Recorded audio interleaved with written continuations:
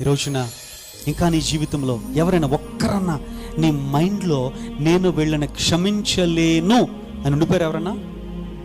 ఆ ముళ్ళును తీసే, ఆ ముళ్ళును తీసే.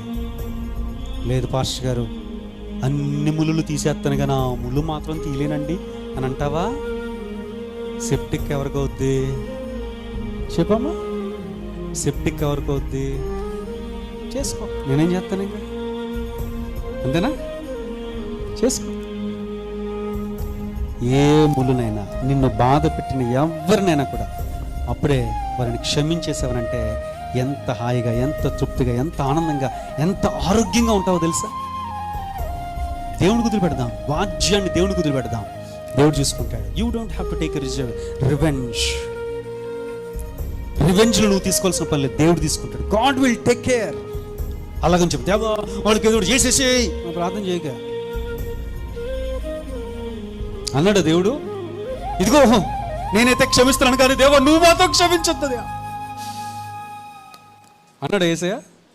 కొంతమంది అంటారు అబ్బో అయ్యున్నాయి, దేవా నేను క్షమించేస్తాను కానీ నువ్వు మాత్రం క్షమించుకో. ప్రార్థనలు భలే చేస్తారు కొంతమంది.